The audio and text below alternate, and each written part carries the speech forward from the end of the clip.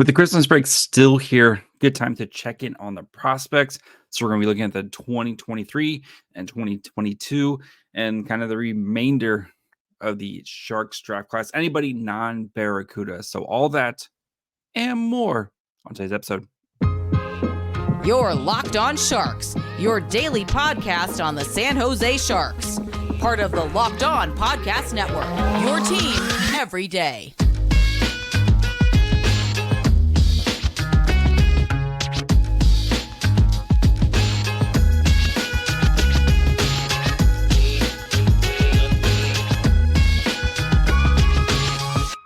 Hello, welcome to Locked On Sharks, the premier hockey podcast covering your favorite team in the Bay Area. My name is JD Young, contributor at San Jose Hockey Now. I want to thank you for making Locked On Sharks your first listen. Proudly a part of the Locked On Network, we cover your team every day. And if you want to be an everydayer, all you have to do is just follow wherever you get podcasts. And of course, you can watch on YouTube as well.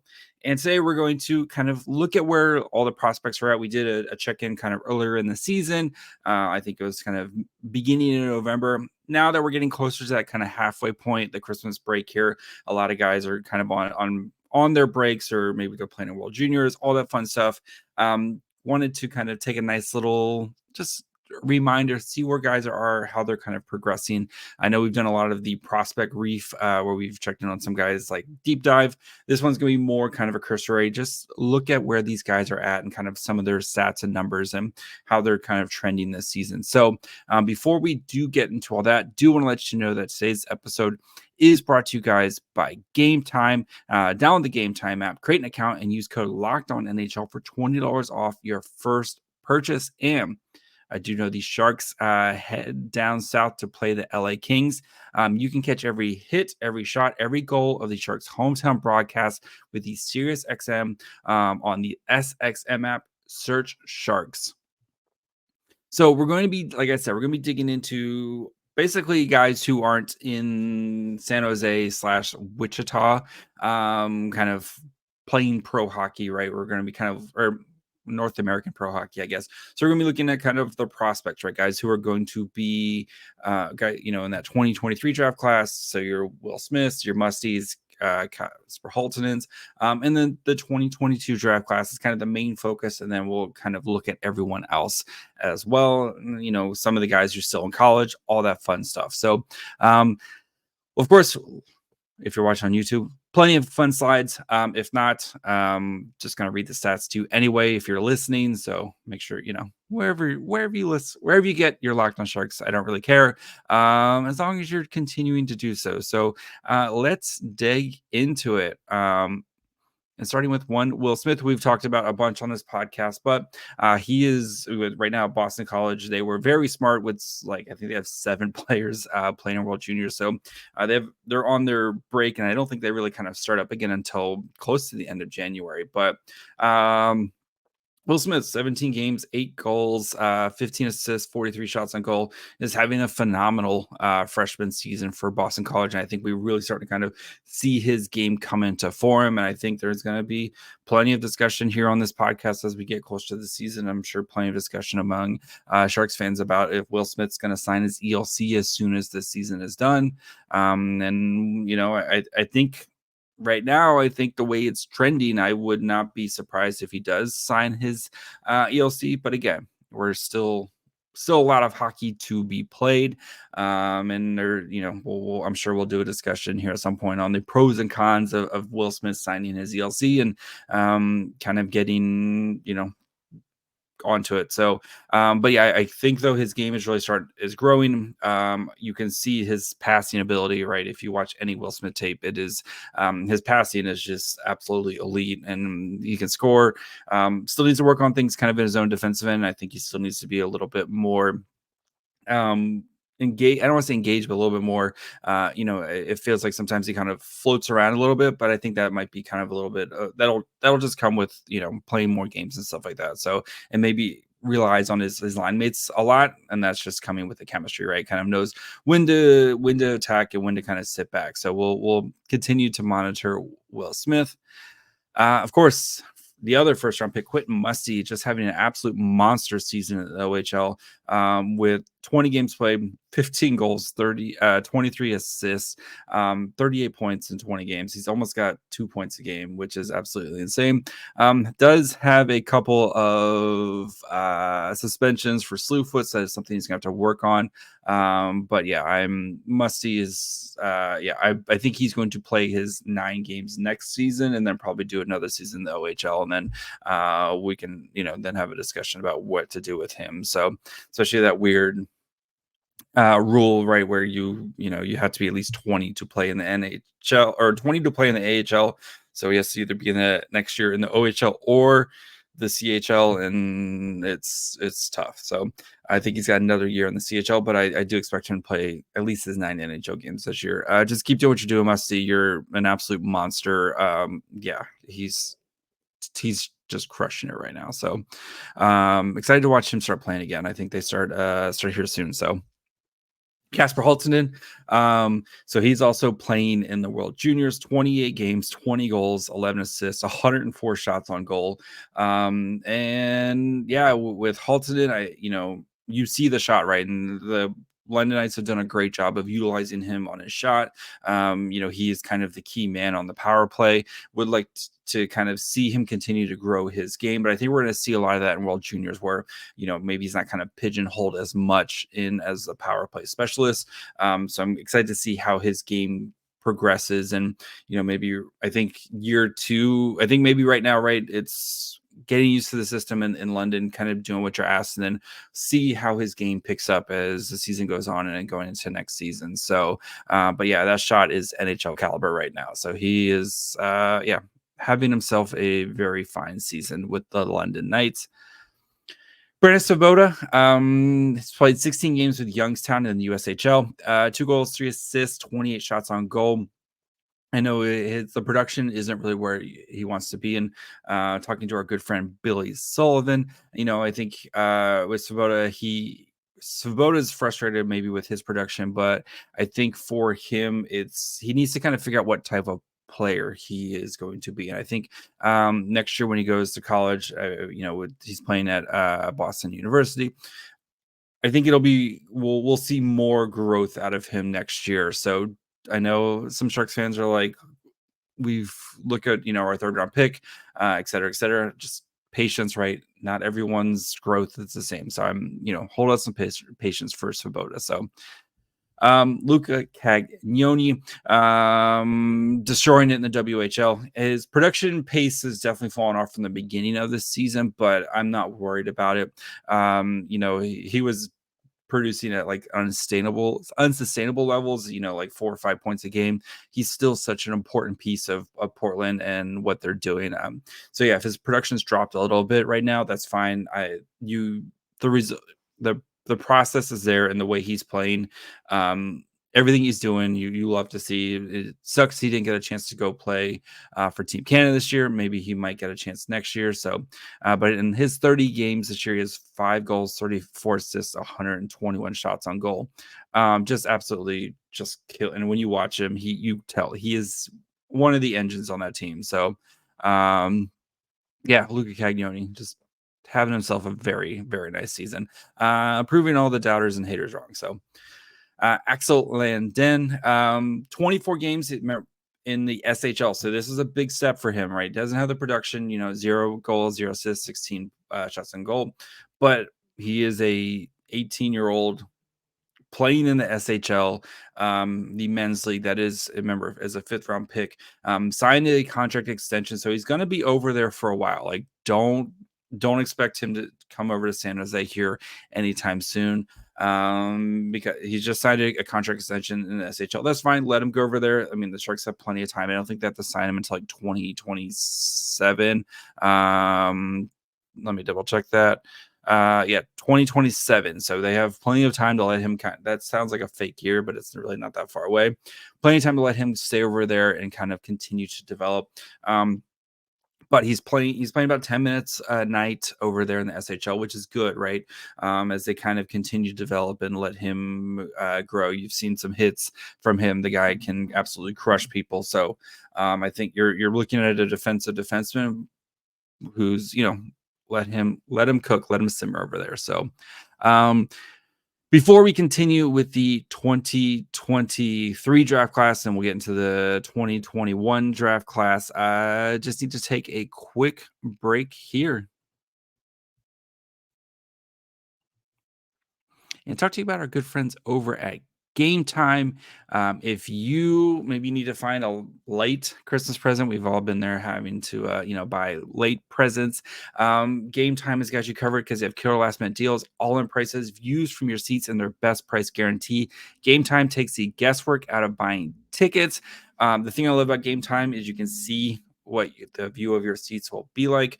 Right, you want to see, okay, this is what I'm going to see when I go to a concert, sporting event, whatever it is. There's nothing worse than getting there and realizing you have bad seats.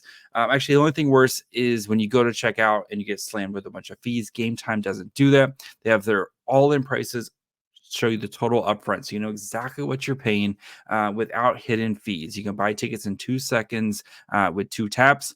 They're obsessed with finding new ways to save money, like I said. So they have last minute tickets. You can even buy tickets up to an event, even after an hour after it starts. It's a place to find last minute seats. So take the guesswork out of buying tickets with Game Time. Download the Game Time app, create an account, and use code LOCKEDONNHL for $20 off your first purchase. Terms apply. Again, create an account and redeem code LOCKEDON, LOCKEDON NHL for $20 off. Download Game Time today. Last minute tickets, lowest price guaranteed.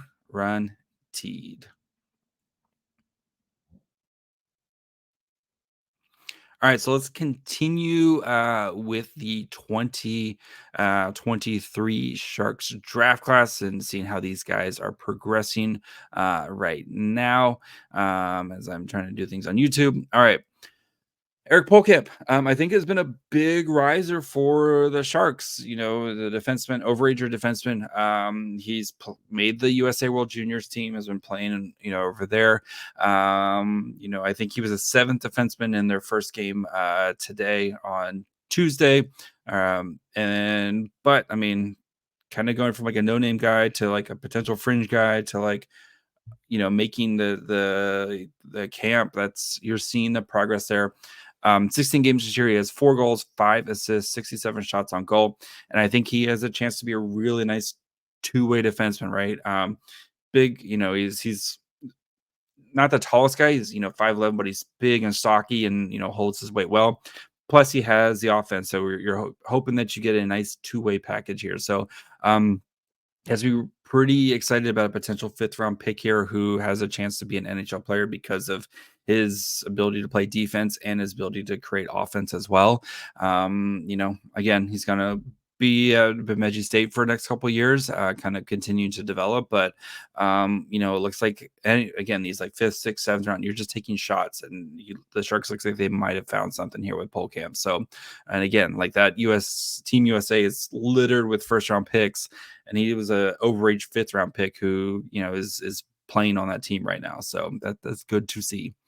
David Klee, 2023 7th round pick, playing for Muskegon in the USHL. 26 games this year, 8 goals, 10 assists, 52 shots on goal.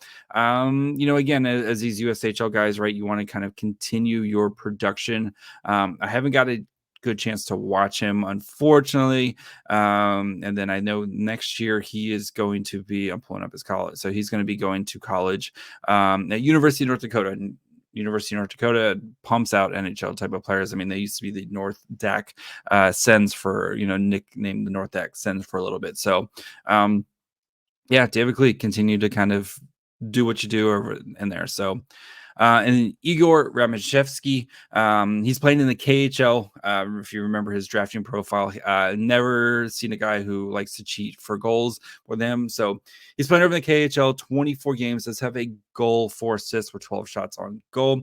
And I think he's playing about 6 minutes a night, kind of as that 13th forward. So remember over there, you can dress kind of like in college and stuff, like you can dress more than 20 guys is usually right how they do it, where it's an extra forward, an extra defenseman. So not like the NHL where it's just 18 skaters and then two goalies. So 18-year-old, again, if you're playing in the KHL as an 18-year-old, that's good to see, right? These young guys. And even guy like Matvei Michkov, right? When he was with his original team before getting loaned, he was playing like a couple minutes a night and wasn't really able to produce much. So it's hard to get much production when you're only playing a couple minutes a night, but he is getting a little bit. So, and again, just playing in the KHL right now is a big kind of accomplishment for him. So let's shift gears over to the 2022 draft class. So Filip Bystedt also representing his country, and Sweden had 2 goals today in the first game.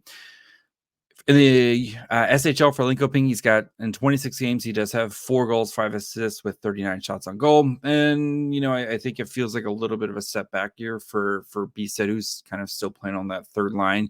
You're hoping, he started the year on the first line. You're hoping that it would be kind of the breakthrough season for him. And it just hasn't been what we wanted, and he can be a little bit frustrating with him. Shows a lot of patience, can also kind of get lost in the play a little bit. So I think we saw last year that right after World Juniors, kind of the big confidence booster he had after it, and he really finished the season strong. So maybe we see that again from him. I expect him to be in San Jose at the end of the SHL season. That's my guess, is that he's there and probably playing with the Barracuda at some point. So Cam Lunn, who was on the podcast a couple weeks ago, or was it last week? Anyway, in the past couple weeks he was on. So 13 games, 6 goals, 7 assists, 37 shots on goal for Northeastern. And that team has definitely struggled, but I think he's been a bright spot and a consistent producer. Did have the hat trick against Boston College when they upset them a couple of weeks ago. And I expect him to kind of have a strong second half to the season here, as the team is kind of starting to figure things out before the winter break. And, hopefully they can kind of continue to build on that. And, he's playing big minutes with Northeastern. He's playing against the other team's top players, and, he is producing well. So that's, continue to do that, right? And hopefully the production will start to kind of match what you're seeing out of him. So still is a monster. Like, he is a big piece of like their transition and a big piece of what Northeastern does. So Matias Hedman, the second round pick, also from playing in Linköping SHL, 26 games, goals, 7 assists, 30 shots on goal. Kind of had a really nice streak of assists, and then kind of got really quiet and kind of got bumped down a little bit for Linköping. But again, as a 19-year-old defenseman and playing in the SHL, that's still a lot, and he's still working. And you're going to have your ups and downs, especially with young defensemen. So not worried about him. He's also playing for Team Sweden with his brother, who's the goalie, for his dad, who's the coach, which I think is just fun. Must be fun to play with your brother. So, but I think had at least an assist today on one of the Bystedt goals. So he's going to be over, I think, still over in the SHL. They still a couple years before they have to sign him. So yeah, I don't expect him.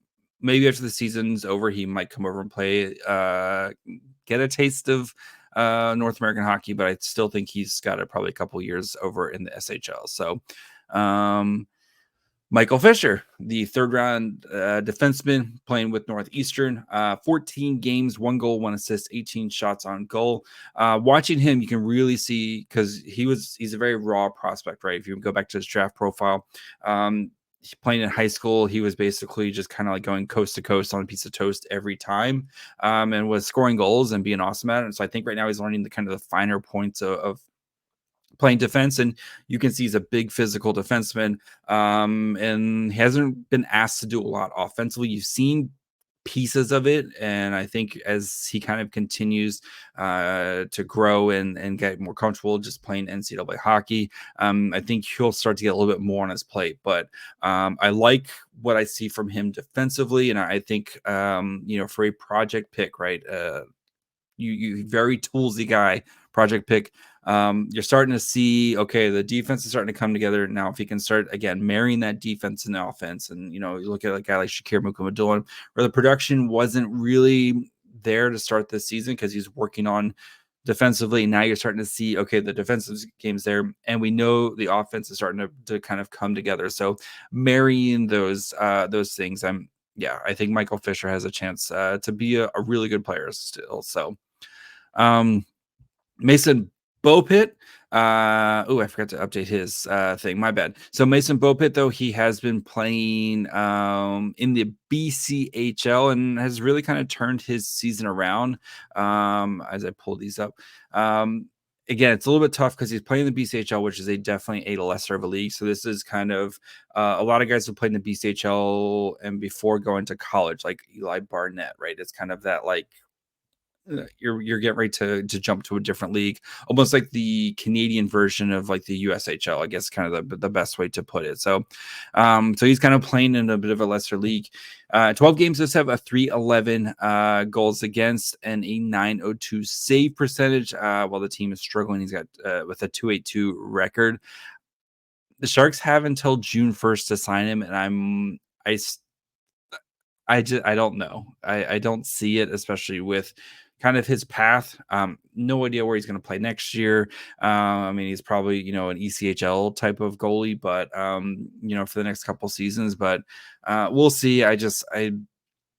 Maybe with the Sharks not drafting a goalie last year, they signed him to his ELC and kind of see how he continues to progress. But if they didn't sign Ben Gaudreau, who I think had better numbers playing in a better league, or at least comparable numbers playing in a better league, I don't know if they're going to sign Mason Beaupitt, but we shall see. So, yeah.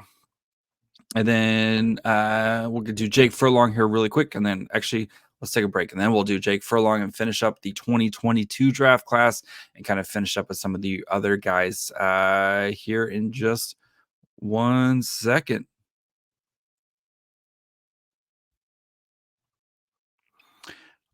Although it's getting colder out, FanDuel has still got red hot deals on the NFL. Right now, new customers can get $150 in bonus bets with any winning $5 moneyline bet. It's $150 if your team wins. So if you've been thinking of joining FanDuel, there's no better time to get on the action. The app is super easy to use. There's a wide range of betting options, including spreads, player props, over-unders, and more. Again, Christian McCaffrey touchdown, Raheem Mostert touchdown. They both scored a touchdown this week, and that would have been a winner for you. Maybe you like the Dolphins to upset the Ravens in Baltimore this weekend. I think it's a 4-point spread right now. Just saying, plenty of good things out there that you want to take a look at. So visit FanDuel.com/lockedon and kick off the NFL season. FanDuel, official partner of the NFL.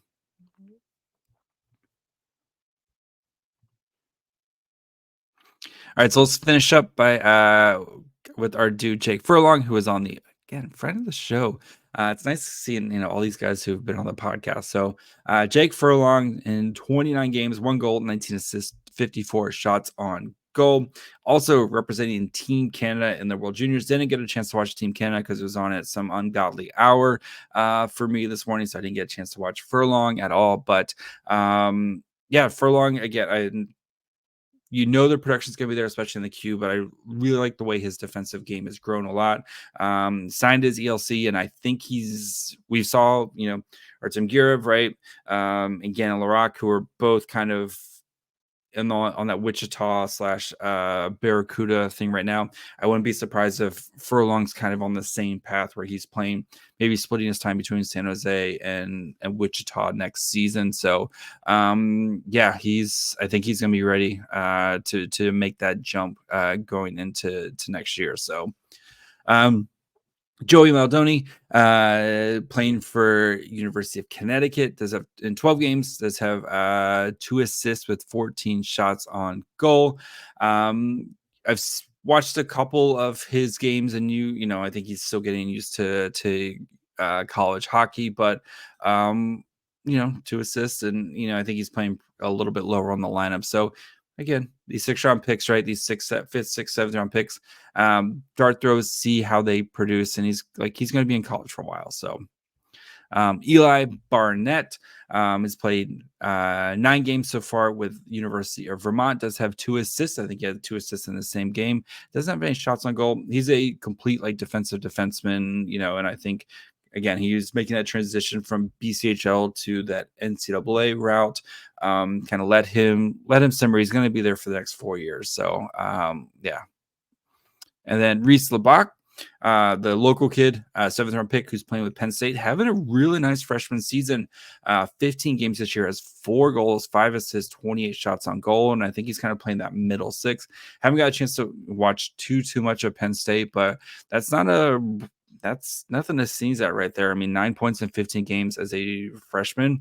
So for a 7th-round pick, again, you're taking shots, seeing what the kids can do. So let's finish up with some of the other guys here. So Theo Jacobson, the 2021 6th-round pick, 25 games playing in the Hockey Allsvenskan. 6 goals, 15 assists, 42 shots on goal. I think the Sharks still have a couple of seasons before they have to kind of sign him. So the Hockey Allsvenskan, it's a little bit weird. They have till 2025, so they have 2 more years to sign him. Hockey Allsvenskan, you never know. I mean, right, it's kind of the second league of the in Sweden. So it's at least it's kind of seen some production over there. Alex Young, the 7th-round pick, friend of the show as well. It was nice. He got on the show, and then like a week later, he scored 2 goals or a hat trick, I think.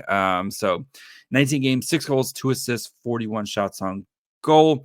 Kind of playing that middle six, I think, 3rd line role for Arizona State. It'll be interesting to see. I still think the Sharks will, want to sign him because I think he can be a nice piece, for the Sharks going forward, kind of, or at least for the Barracuda, kind of that same type of role, scoring middle six type of. And we know the Sharks, they've added a bunch of these college guys, and I think his game will translate to the professional hockey pretty seamlessly. So, and then Timofey Spitzer, the 2027th-round pick, playing in Vermont as well. 14 games this year, 3 goals, 3 assists, 35 shots on goal. And I think they have one more. Yeah, they also have wrong draft class. So they have, I think, till next summer, 2025. So I think all this COVID guys got an extra year. So he's got till 2025 to sign him. We'll see. So, and yeah, that is just a quick rundown of all the Sharks prospects who are not kind of in the San Jose area. So plenty of exciting stuff to see. I think, you're especially, I think the 2023 draft class was plenty of good stuff. Cam Lunn, I think it's gonna, I think we're gonna see a big second half from him. Same thing with Bystedt and Havlat, right? We saw Bysted's second half, especially after World Juniors last year. He had a monster second half. I think maybe that confidence builder of playing that, and and then coming over to North America and getting used to it and starting his professional career over here. So just a quick reminder with Bystedt, as long as he doesn't play 9 NHL games this year, his contract will slide again. So into next year, and then next year will be the official start of his ELC. Sorry, no matter what. So that's going to do it for me today. If you haven't checked out, again, Henry Thrun, San Jose Sharks defenseman, active on the roster. San Jose Sharks defenseman Henry Thrun joined the show. That came out 9 a.m. Tuesday. So if you're, I know with everyone on the holidays and stuff like that, if you haven't checked out that, go check out that fun interview with Henry Thrun. Again, I had to cut questions because we were running out of time. I could have talked to him for another 15, 20 minutes, but hopefully get him back again at some point. So go check out the Henry Thrun interview. We'll be back. So the next 2 shows, we got recaps for the Kings and recaps for the Oilers coming up. The Monday recap for the Avalanche as we start to head into 2024, and then we'll be getting into the draft stuff, all that good stuff. So make sure you guys are following wherever you get podcasts. And of course, you can watch on YouTube as well. You can follow the show on Twitter, Facebook, and Instagram at Locked On Sharks. You can follow me on Twitter at MyFryhole. Until tomorrow, bye, friends.